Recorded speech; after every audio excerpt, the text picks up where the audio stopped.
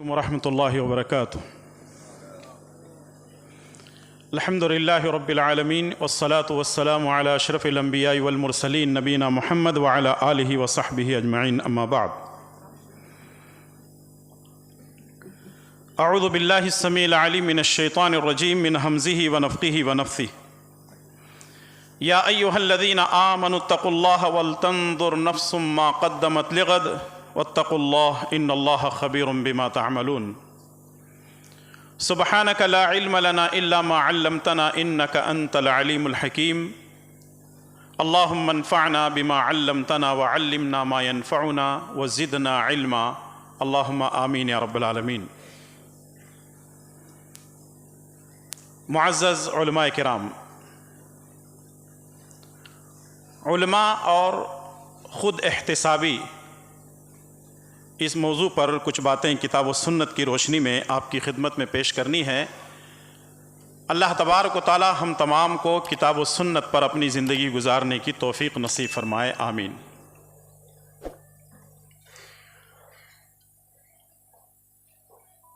صحیح مسلم کی روایت ہے، عمرو بن عاص رضی اللہ تعالیٰ عنہ، ان کی آخری سانسیں چل رہی ہیں، دیوار کی طرف چہرہ کر کے رونے لگتے ہیں۔ ان کے بیٹے حافظ الحدیث عبداللہ بن عمرو اس سوال کرتے ہیں اور کہتے ہیں، اے ابا جان، کیا آپ موت سے ڈر کر کے رو رہے ہیں؟ کہا، بیٹا بالکل نہیں، موت سے ڈر کر میں نہیں رو رہا ہوں، مجھے موت سے ڈرتے ہوئے رونا نہیں آ رہا ہے، بلکہ میں اس لیے رو رہا ہوں کہ میری زندگی 3 مرحلوں پر، 3 ادوار پر مشتمل ہے، میں اپنی زندگی کے ان ادوار کو یاد کرتے ہوئے رو رہا ہوں۔ بیٹے عبداللہ نے پوچھا، ابا جان، آخر وہ 3 ادوار آپ کے کون سے ہیں؟ تو عمرو بن عاص رضی اللہ تعالیٰ عنہ کہنے لگتے ہیں، میرا پہلا دور وہ ہے کہ جس میں کفر میں تھا، میں اسلام سے کافی دور تھا، میں اللہ اور اس کے رسول کو گالیاں دیتا تھا، صحابہ کرام کو برا بھلا کہتا تھا، یہاں تک کہ میں اسی طاق میں تھا کہ مجھے موقع ملے اور رسول اللہ صلی اللہ علیہ وسلم کو نعوذ باللہ قتل کر دوں، لیکن مجھے موقع نہیں ملا۔ سوچتا ہوں اگر اس دور میں میں مر گیا ہوتا تو سیدھے جہنم میں جاتا، لیکن میری زندگی کا ایک دوسرا دور شروع ہوا۔ اللہ تبارک و تعالی نے میرے دل کے اندر پیارے نبی صلی اللہ علیہ وسلم کی محبت ڈالی، اور ایک وقت ایسا آیا کہ میں سیدھے رسول اللہ صلی اللہ علیہ وسلم کی خدمت میں پہنچا اور میں نے کہا، اللہ کے نبی صلی اللہ علیہ وسلم، آپ اپنا ہاتھ بڑھائیے، میں آپ کے ہاتھ پر بیعت کرنا چاہتا ہوں، اسلام قبول کرنا چاہتا ہوں۔ جیسے ہی رسول اللہ صلی اللہ علیہ وسلم نے اپنا ہاتھ بڑھایا تو میں نے اپنا ہاتھ پیچھے کھینچ لیا۔ اللہ کے نبی نے پوچھا، اے عمر، کس ارادے اور نیت سے آئے ہو؟ میں نے کہا، اللہ کے نبی، ارادہ تو نیک ہے لیکن ایک شرط ہے۔ کہا، کیا شرط ہے؟ کہا، اللہ کے نبی، شرط یہ ہے اگر میں اسلام قبول کر لوں تو میرے پچھلے گناہوں کا کیا ہوگا؟ تو اللہ کے نبی صلی اللہ علیہ وسلم نے بڑے ہی اطمینان سے جواب دیا، ان الاسلام یہدم ما کان قبلہ، اگر تم اسلام قبول کر لو تو اللہ تعالیٰ تمہارے پچھلے سارے گناہوں کو معاف کر دے گا۔ رسول اللہ صلی اللہ علیہ وسلم کے ہاتھ پر میں نے بیعت کی، اسلام قبول کیا۔ اور بھی بہت سارے اس میں حدیث کے الفاظ ہیں، لیکن جو اہم مسئلہ ہے اس کو میں آپ کے سامنے پیش کر رہا ہوں۔ رسول اللہ صلی اللہ علیہ وسلم کے تعلق سے عمرو بن عاص رضی اللہ تعالیٰ عنہ کہنے لگتے ہیں، اسلام قبول کرنے سے پہلے رسول اللہ صلی اللہ علیہ وسلم میری نظر میں مبغوض تھے، رسول اللہ صلی اللہ علیہ وسلم میرے نزدیک محبوب ہو گئے اسلام قبول کرنے کے بعد۔ سوچتا ہوں اگر دوسرے دور میں میں مر گیا ہوتا تو جنت میں جاتا۔ میری زندگی کا ایک تیسرا دور آیا، میری زندگی کا ایک تیسرا دور آیا، مجھے مصر بھیج دیا گیا، اللہ تبارک و تعالی نے مجھ سے کام لیا، میں وہاں کا امیر بن گیا، وہاں کا ذمہ دار بن گیا، مجھے ذمہ داریاں دی گئیں۔ میں سوچتا ہوں آخر میں نے اپنی ذمہ داریاں صحیح نبھائیں کہ نہیں نبھائیں؟ یہ تیسرے دور کو میں یاد کر کے روتا ہوں اور افسوس کرتا ہوں۔ اب یہ سوچنے لگتا ہوں پہلے دور میں اگر مر گیا ہوتا تو جہنم میں جاتا، دوسرے دور میں اگر مر گیا ہوتا تو جنت میں جاتا۔ اب یہ تیسرے دور کو لے کر میں کشمکش میں مبتلا ہوں، آخر میں جنت میں جاؤں گا یا جہنم میں جاؤں گا، اسی لیے مجھے رونا آ رہا ہے۔ اور اپنے بیٹے سے کہنے لگتے ہیں کہ بیٹے، قبرستان جاتے وقت گانے والیوں کو، نوحہ کرنے والیوں کو ساتھ میں نہ لے جانا اور نہ آگ لے جانا۔ اور کہنے لگتے ہیں اپنے بیٹے عبداللہ سے، بیٹے اس وقت تک میری قبر پر کھڑے ہو کر کے میرے لیے مغفرت کی دعا کرتے رہنا، جتنا وقت ایک اونٹ کو ذبح کرنے کے بعد اس کی چمڑی چھیلنے اور اس کے گوشت کو تقسیم کرنے میں وقت لگتا ہے، تاکہ میں قبر میں سوالات کے صحیح جوابات دے سکوں۔ یہ صحیح مسلم کی حدیث ہے، سوچیں اور غور کریں۔ ایک صحابی رسول ہیں، ایک صحابی رسول ہیں، اور وہ بھی جنتی صحابی ہیں۔ رسول اللہ صلی اللہ علیہ وسلم نے عمرو بن عاص رضی اللہ تعالیٰ عنہ کو جنتی ہونے کا حکم صادر فرمایا۔ اتنا ہی نہیں، وہ حدیث بھی آپ یاد رکھیں، اللہ کے پیارے نبی صلی اللہ علیہ وسلم فرماتے ہیں کہ جس شخص نے مجھے حالت اسلام میں دیکھا اور حالت اسلام پر اس کی موت ہوئی، وہ کبھی جہنم میں جلایا نہیں جائے گا۔ لیکن وہ جنتی صحابی مرنے سے پہلے اپنا محاسبہ کرتے ہیں۔ ایک جنتی صحابی، اور یہاں سوال آپ سے یہ ہے کہ ایک صحابی رسول ہو اور وہ عالم نہ ہو، یہ کیسے ہو سکتا ہے؟ کیونکہ انہوں نے مدینۃ الرسول یونیورسٹی کے اندر انہوں نے تعلیم حاصل کی ہے۔ جب ایک صحابی، ایک عالم اپنا محاسبہ کر سکتے ہیں، خود احتسابی کر سکتے ہیں، تو ہم علماء ہوتے ہوئے اپنا محاسبہ خود احتسابی ہم کب کریں گے؟ اور اگر اسی کو سامنے رکھ کر کے ہم بھی اپنے 3 ادوار کو تقسیم کریں گے تو بات سمجھ میں آ سکتی ہے۔ ہمارا پہلا دور یہ ہے کہ ہم ایک دم جاہل تھے، ہم علم نہیں جانتے تھے۔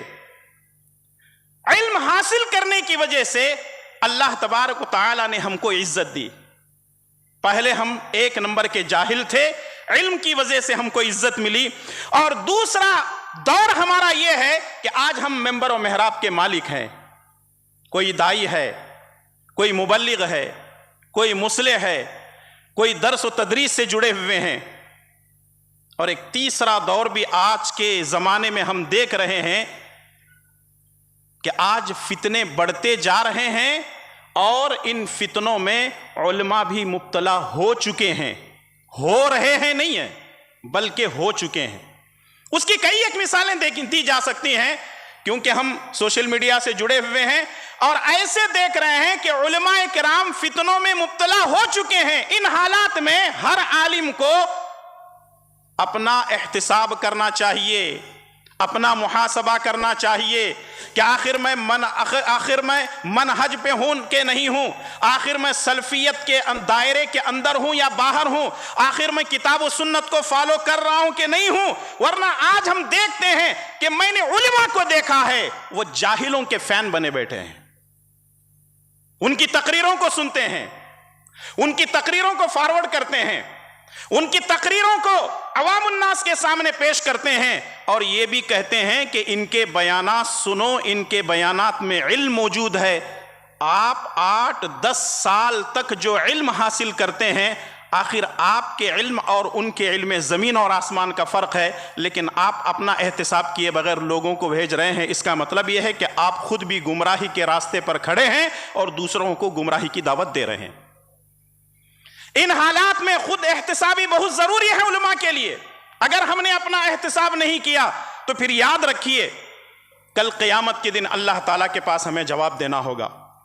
صحیح مسلم کی ایک اور روایت، بڑا مشہور واقعہ ہے، حضرت حنظلہ رضی اللہ تعالیٰ عنہ اپنے گھر کے باہر نکلتے ہیں، ابو بکر صدیق سے ملاقات ہوتی ہے۔ ابو بکر صدیق رضی اللہ تعالیٰ عنہ پوچھا، اے حنظلہ کہاں جا رہے ہو؟ حضرت حنظلہ نے کہا، نافق حنظلہ، حنظلہ منافق ہو چکا ہے۔ کہا کیا کیفیت ہے؟ کہا چلیے نبی کے دربار میں پہنچتے ہیں۔ نبی کریم صلی اللہ علیہ وسلم کے پاس پہنچے، اللہ کے نبی نے پوچھا کیا بات ہے؟ کہا اللہ کے نبی صلی اللہ علیہ وسلم آپ کے ساتھ بیٹھتے ہیں تو دلوں کی کیفیت الگ ہو جاتی ہے، بیوی اور بچوں کے پاس جاتے ہیں تو کیفیت الگ ہو جاتی ہے۔ اللہ کے نبی صلی اللہ علیہ وسلم نے فرمایا، میرے درس میں میرے ساتھ بیٹھتے ہوئے جو کیفیت تمہاری گھر پہ بھی ہوگی، بیوی بچوں کے ساتھ ہوگی، دنیا میں بھی ہوگی۔ آپ نے فرمایا کہ فرشتے تم کو بستروں پر مصافحہ کریں گے اور راستے میں ملتے ہوئے تم کو سلام کرنے لگیں گے۔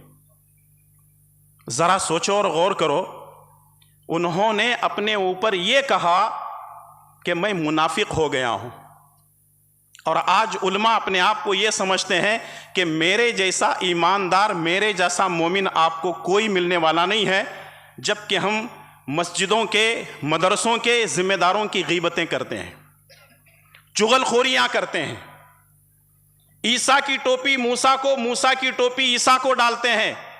یہ میں ایسے ہی ہوا میں اڑنے والی باتیں نہیں کر رہا ہوں، بلکہ ذاتی تجربہ بھی ہے، اور حالات ایسے ہیں کہ ہم ممبروں پر کھڑے ہو کر کے غیبت کے بارے میں بولتے ہیں، چغل خوری کے بارے میں بولتے ہیں، جھوٹی قسموں کے بارے میں بولتے ہیں، لیکن جب میدان عمل میں ہم دیکھتے ہیں تو اپنے آپ کو زیرو پاتے ہیں۔ تو ضرورت اس بات کی ہے کہ ہم اپنا محاسبہ پہلے کریں۔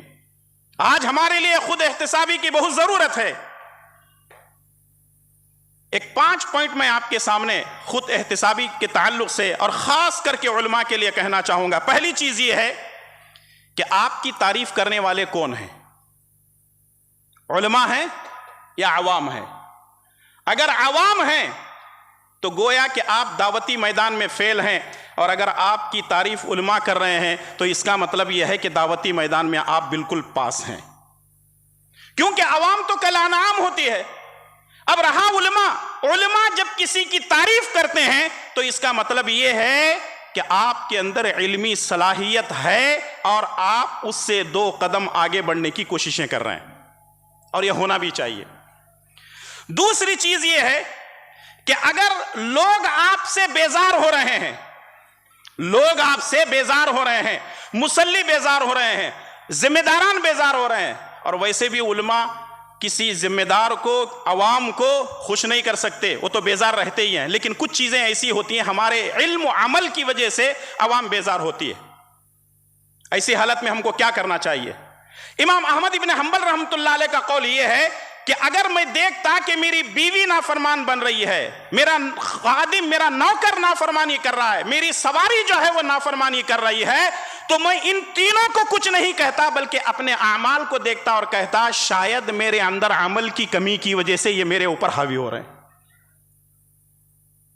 اور ہمارے اندر یہ چیزیں ہم دیکھ رہے ہیں، اور حقیقت میں دیکھ رہے ہیں کہ یہ ساری نافرمانیاں عوام علماء کے اوپر سر چڑھ کر بول رہی ہے۔ اس کی بنیادی وجہ یہ ہے کہ کہیں نہ کہیں ہمارے اندر خامیاں موجود ہیں، اور ہم علماء کو خود احتسابی کرنی چاہیے، اپنا محاسبہ کرنا چاہیے۔ تیسری چیز یہ ہے، آج کل ہماری باتوں کا اثر نہیں ہو رہا ہے، آج کل ہماری باتوں کا اثر نہیں ہو رہا ہے۔ ممبر و محراب سے قرآن و سنت کی باتیں ہم پیش کر رہے ہیں، ہماری باتوں کا اثر اس لیے نہیں ہو رہا ہے کیونکہ ہمارا تعلق اللہ سے کم ہونے کی وجہ سے ہماری باتوں کا اثر نہیں ہو رہا ہے۔ جب ہم اللہ سے جڑ جائیں گے تو اللہ تعالی ہماری زبانوں کے اندر اثر پیدا کرے گا۔ اس لیے عوام کے ساتھ، ذمہ داروں کے ساتھ ساتھ ہمیں اللہ سے جڑنا ضروری ہے۔ ایک چوتھی چیز علماء کی خود احتسابی کے لیے وہ بڑی اہم ہے، وہ یہ ہے کہ آج کل میدان میں غیر علماء بہت اتر رہے ہیں۔ غیر علماء آج میدان میں بہت اتر رہے ہیں۔ اس کی بنیادی وجہ جو سمجھ میں آتی ہے، علماء کرام میدان چھوڑ کر بھاگ رہے ہیں، جس کی وجہ سے غیر علماء میدان میں آ رہے ہیں۔ اور یہ دیکھی ہوئی بات ہے، لوگ کہتے ہیں کہ وہ ہماری ذمہ داری نہیں ہے، علماء کہتے ہیں کہ وہ ہمارا کام نہیں ہے، ہمارا کام جتنا ہے ہم کر رہے ہیں. یاد رکھیے ہماری زندگی ساری کی ساری وقف ہے دین کی خدمت کرنے کے لیے. اگر ہم کریں گے تو اللہ تعالیٰ کو ہم راضی کر سکتے ہیں. ایک آخری بات یہ ہے، ایک بات ہمیشہ یاد رکھیے کہ خود احتسابی کرنے والا چاہے وہ عالم ہو یا غیر عالم ہو اپنی زندگی میں کبھی پریشان نہیں ہوتا. نہ وہ پریشان ہوتا ہے اور نہ وہ پشیمان ہوتا ہے. آج ہماری زندگیوں میں پریشانیاں بھی ہیں اور پشیمانیاں تو بھری ہوئی ہیں. ان حالات میں ضرورت اس بات کی ہے کہ ہم اپنا خود محاسبہ کریں، اپنا احتساب کریں اور اس حالت میں اللہ تبارک و تعالیٰ کے پاس پہنچیں. یا ایتھا النفس المطمئنہ ارجعی الی ربک راضیۃ مرضیہ فادخلی فی عبادی وادخلی جنتی.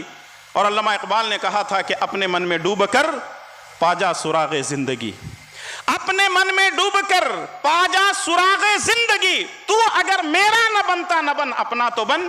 اللہ تعالیٰ مجھے اور آپ تمام کو اپنا محاسبہ ہمیشہ کرتے رہنے کی توفیق عطا فرمائے. آمین. السلام علیکم ورحمۃ اللہ وبرکاتہ. تو ادھر ادھر کی بات نہ کر، یہ بتا کہ قافلہ کیوں لوٹا. تو ادھر ادھر کی بات نہ کر، یہ بتا کہ قافلہ کیوں لوٹا. مجھے رہزنوں سے گلا نہیں، تیری رہبری کا سوال ہے. ماشاءاللہ بڑا جامع پیغام تھا میرے لیے، آپ سب کے لیے، سارے علماء کے لیے. واقعی ہم احتساب کریں.